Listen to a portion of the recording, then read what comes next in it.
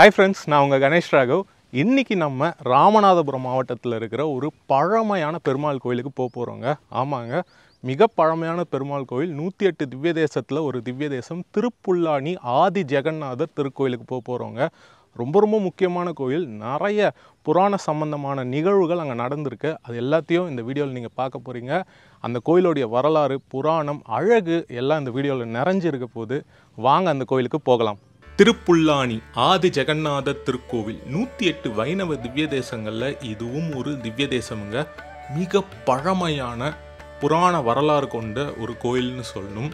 இந்த கோயிலை பற்றியான முழு விவரங்களும் இந்த கோயிலுடைய சிறப்புகள் அனைத்தும் இந்த காணொலியில் இருக்க போது இந்த காணொலியை முழுமையாக பாருங்கள்.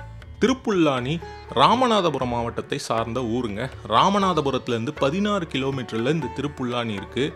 இந்த ஊருக்கு திருப்புல்லானி அப்படின்னு பேர் வர காரணம், ராமர் இங்கே தர்பப்புல் மேலே சயனம் பண்ணி இருக்கிறதுனால இந்த ஊருக்கு திருப்புல்லானி அப்படின்னு பேர் வந்திருக்குங்க. இந்த கோயிலுக்குள்ளே போகிறதுக்கு முன்னாடி இந்த கோயிலோடைய வரலாறு, இந்த கோயிலை யார் கட்டியிருப்பா அப்படின்றத நம்ம தெரிஞ்சுக்கணுங்க. 8ஆம் நூற்றாண்டில் சோழர்கள் இந்த கோயிலை கட்டியிருக்காங்க. அதற்கு காரணம், சோழர்கள் ராமருக்கு மிக முக்கியத்துவம் கொடுத்துருக்காங்க. ஏன்னா சோழர்கள் ராமரோடைய வம்சமாக அவங்கள கருதுனாங்க. சில மன்னர்கள் ராமரோடைய அம்சமாகவே அவங்கள கருதிக்கிட்டாங்க. அதனால் ராமர் கோயில்களை முக்கியமான கோயில்களாக சோழர்கள் கருதுனாங்க. அதில் இந்த கோயிலும் ஒன்றுங்க. சோழர்கள் பின் பாண்டியர்கள், விஜயநகர பேரரசு, இன்னும் இலங்கை ராமேஸ்வரத்தை ஆண்ட ஜாஃப்னா மன்னர்களும் இந்த கோயிலுக்கு திருப்பணிகள் பண்ணியிருக்காங்க அப்படின்ற நம்பிக்கை இருக்குங்க. இந்த கோயிலில் பாண்டிய மன்னர்களுடைய கல்வெட்டு குறிப்புகளையும் நீங்கள் பார்க்கலாங்க. இப்போ நம்ம இந்த கோயிலுக்குள்ளே போகலாம். இந்த கோயிலுக்கு உள்ளே போகிறதுக்கு முன்னாடியே இங்கே இருக்கிற பறவைகள் நம்மளை எப்படி வரவேற்றது அப்படின்றத நீங்கள் கொஞ்சம் கேளுங்க.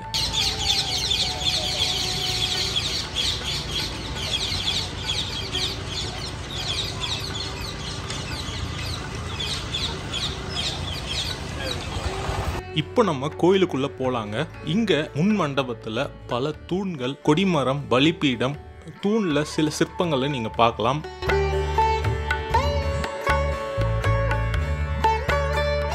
அடுத்து நம்ம 3 வாயில்களை கடந்து ஆதி ஜெகநாதரை தரிசனம் பண்ணோங்க. இது முதல் வாயில்.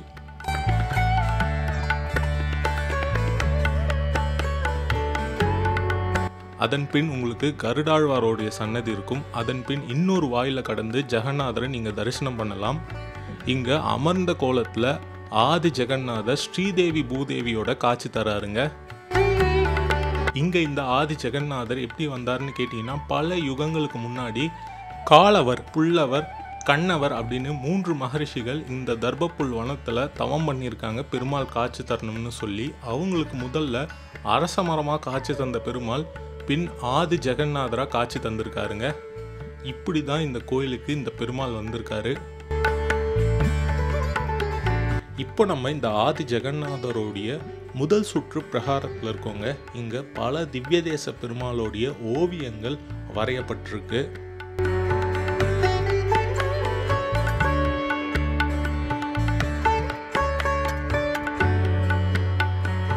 அது மட்டும் இல்லாமல் இங்கே லக்ஷ்மி நரசிம்மருக்கு சன்னதி இருக்கு.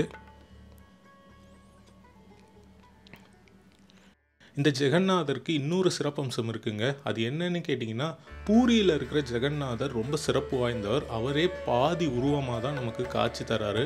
இங்கே இருக்கிற ஜெகநாதர் முழு தோற்றத்தோட நமக்கு காட்சி தர்றது மிக முக்கியமான சிறப்பம்சம் அப்படின்னு கருதப்படுதுங்க. இப்போ நம்ம அடுத்து தாயார் சன்னதிக்கு போகலாங்க. இந்த தாயாரோடைய பேர் பத்மாஷனி தாயாருங்க. இவங்களுக்கு முன்னாடியும் மிகப்பெரிய மண்டபம், தூண்கள், மன்னர்களுடைய சிற்பங்களை நீங்கள் பார்க்கலாம். இங்கே தாயார் சன்னதிக்கு போகிறதுக்கு முன்னாடி இங்கே ஒரு சிறப்பம்சம் இருக்குங்க. லக்ஷ்மி நரசிம்மர் நீங்கள் எல்லா கோயில்கள்லையும் பார்த்துருப்பீங்க. ஆனால் ஸ்ரீதேவி பூதேவியோட நரசிம்மரை நீங்கள் இந்த கோயிலில் பார்க்கலாங்க. இந்த மாதிரி நரசிம்மரை பார்க்கறது மிக அரிதான காரியம். ரொம்ப பழமையான புராணம் கொண்ட கோயிலில் தான் இப்படி நரசிம்மர் இருப்பார் அப்படின்னு நம்பப்படுதுங்க. இந்த கோயிலும் அதில் ஒன்று. இந்த தாயாருக்கு இன்னொரு சிறப்பம்சம் இருக்குங்க. எல்லா கோயில்கள்லையும் வருடத்தில் ஒரு சில நாட்களில் தான் பெருமாளும் தாயாரும் சேர்த்தி காணுவாங்க, ஒன்றா தரிசனம் கொடுப்பாங்க. ஆனால் இந்த கோயிலில் வாரம் வெள்ளிக்கிழமை பெருமாள் தாயார் சேர்த்தி இருக்குங்க. அது ரொம்ப சிறப்பாக இந்த கோயிலில் கருதப்படுது.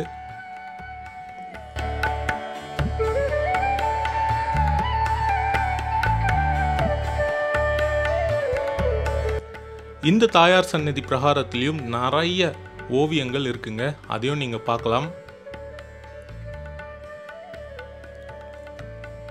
அடுத்து இந்த கோவிலில் நம்ம போகிற சன்னதிகள் இவை தாங்க. அடுத்து தாயார் சன்னதிக்கு வலது பக்கத்தில் இந்த கோயிலோடைய ஸ்தல விருட்சமான அரச மரத்தை நீங்கள் பார்க்கலாங்க. இந்த மரம் ரொம்பவே பிரம்மாண்டமாக அவ்வளோ அழகாக காட்சி தந்ததுன்னு சொல்லணும். இந்த மரம் விஷ்ணுவாகவே கருதப்படுதுங்க. பகவத்கீதையில் மரங்களில் அரச மரமாக நான் இருக்கேன் அப்படின்னு விஷ்ணு சொல்லியிருக்காரு. அதே மாதிரி இந்த கோயிலில் அரச மரமாக தான் முதல்ல மகரிஷிகளுக்கு காட்சி தந்தார். அதனால் இந்த மரம் ரொம்ப சிறப்பு வாய்ந்த மரமாக கருதப்படுது.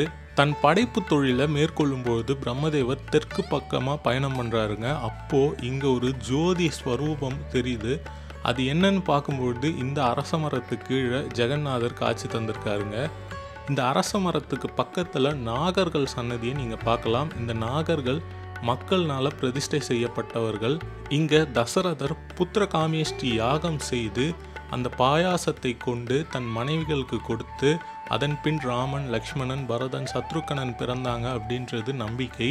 அதனால் இங்கே வர மக்கள் ஒரு நாள் தங்கியிருந்து இந்த நாகர்களுக்கு பூஜை செய்து நாகர்களை பிரதிஷ்டை பண்ணி இந்த யாகம் செய்து அவங்களுடைய பிள்ளை வரத்துக்கான பரிகாரங்களை செய்கிறாங்கங்க.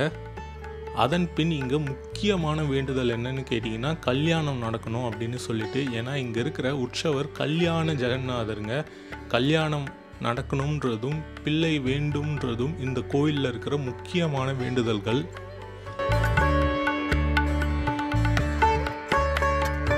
இந்த நாகர்களை தரிசனம் பண்ணிட்டு நம்ம அவங்களுக்கு பக்கத்தில் இருக்கிற ஆண்டாளை தரிசனம் பண்ணுறோங்க. ஆண்டாளை தரிசனம் பண்ணிட்டு இந்த ஊருக்கு பேர் காரணம் தந்த தர்பசயன ராமரை தரிசனம் பண்ண போகிறோங்க. இந்த கோயிலோடைய வடக்கு புறத்தில் இந்த ராமர் சன்னதி இருக்குது. இங்கே ஏன் ராமர் தர்பப்புல் மேலே சயனம் பண்ணியிருக்கார் அப்படின்னு கேட்டிங்கன்னா, சமுத்திரத்தின் மேலே பாலம் உருவாக்க சமுத்திரராஜனிடம் அனுமதி கேட்குறாரு ராமர். அவர் அனுமதி கொடுக்க தாமதமாகுது, 3 நாட்கள் ஆகுது. அதனால் இங்கே ராமர் இங்கே இருக்கிற புல் மேலே சயனம் பண்ணியிருக்காருங்க. இங்கே இந்த ராமர் நமக்கு எப்படி காட்சி தராருன்னு கேட்டிங்கன்னா, கீழே தர்பப்புல், அதுக்கு மேலே ஆதிசேஷனுடைய படுக்கை, அதுக்கு மேலே ராமர் சயனம் பண்ணியிருக்காரு. அது மட்டும் இல்லாமல் இங்கே பிரம்மா, சூரியன், சந்திரன், ஆஞ்சநேயர் இந்த கருவறையில் இருக்காங்க.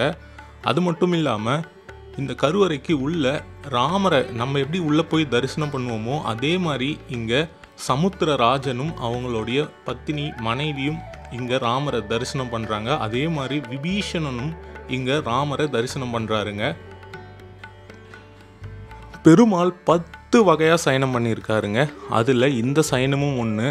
ஜலசயனம், ஆனந்த சயனம், தலசயனம், புஜக சயனம், உத்தியோக சயனம், வீர சயனம், யோக சயனம், தர்ப சயனம், பத்ர சயனம், மாணிக்க சயனம் அப்படின்னு இந்த 10 வகையான சயனத்தில் இங்கே இருக்கிற இந்த திருப்புல்லானியில் தாங்க தர்ப சயனத்தில் பெருமாள் இருக்காரு. இங்கே தர்பசயன ராமரை தரிசனம் பண்ணிட்டு இங்கே ராமரோடைய பாதுகை, காலணி, பாத தரிசனத்தை நம்ம பார்க்கலாங்க. பாத தரிசனத்தை நம்ம பார்த்துட்டு ராமருக்கு முன்னாடி இங்கே சந்தான கோபாலகிருஷ்ணர் சன்னதி இருக்குங்க. அவர் இங்கே நாகத்து மேலே அமர்ந்த கோலத்தில் இருக்காரு. அவரை தரிசனம் பண்ணிட்டு அதற்கு முன்னே நம்ம போகிறோம். அங்கே யார் இருக்காங்கன்னு கேட்டிங்கன்னா பட்டாபிஷேக ராமர் இருக்காருங்க. இங்கே பட்டாபிஷேக கோலத்தில் நின்ற கோலத்தில் ராமர் இருக்காருங்க. இந்த ஒரு கோயிலுக்கு உள்ளவே பெருமாள் 3 கோலங்கள்லையும் நமக்கு காட்சி தராருங்க. அமர்ந்த கோலத்தில் ஆதி ஜெகநாதர், கிடந்த கோலத்தில் ராமர், தர்பசயன ராமர், 3வது நின்ற கோலத்தில் பட்டாபிஷேக ராமர்னு எல்லா கோலங்கள்லையும் இங்கே பெருமாள் காட்சி தராருங்க. இந்த ஒரு கோயிலில் திருமங்கையாழ்வார் தன்னை பெண்ணாய் பாவித்து இந்த பெருமாளை மங்களாசாசனம் செஞ்சிருக்காரு. அவர் மட்டும் இல்லாமல் ஆண்டாள், திருமழிசை ஆழ்வார், குலசேகர ஆழ்வார்னு ராமர் கட்டிய பாலத்தை பற்றி பாடியிருக்காங்க. இந்த கோவிலில் ராமருக்கு சித்திரை மாதமும் ஜெகநாதருக்கு பங்குனி மாதமும் உற்சவம் நடக்குதுங்க. பங்குனி உத்திரத்தப்போ ஜெகநாதருக்கு தேரும், ராமருக்கு சித்ரா பௌர்ணமி அப்போ தேரும் நடைபெறுது. அது மட்டும் இல்லாமல் 2 பெருமாளுக்கும் கருட சேவை உண்டுங்க. இந்த ஒரு கோவில் ரொம்ப முக்கியமான கோயிலாக கருதப்படுது. ஏன்னா நான் முன்னாடியே சொன்ன மாதிரி இங்கே மரமாகவும் 3 கோலங்கள்லையும் பெருமாள் காட்சி தராரு. அதனால் இந்த கோவில் ரொம்ப முக்கியமான கோவில், ரொம்ப சிறப்பான கோயிலாக கருதப்படுதுங்க.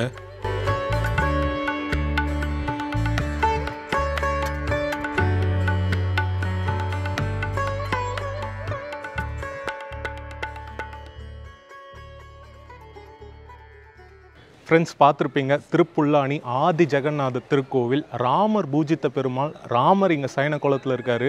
அந்த பெரிய அரச மரம், ரொம்ப அற்புதமான திருக்கோயிலுங்க. இந்த கோயில் பற்றியான முழு விவரங்கள், இந்த கோயிலோடைய அழகு எல்லாம் உங்களுக்கு தெரிய வந்திருக்கும். ஹோப்ஃபுல்லி இந்த வீடியோ உங்களுக்கு பிடிச்சிருக்கும். இதே மாதிரி இன்னொரு நல்ல வீடியோவுடன் சந்திக்கிறேன். Bye from Ganesh Raghav. Friends, by.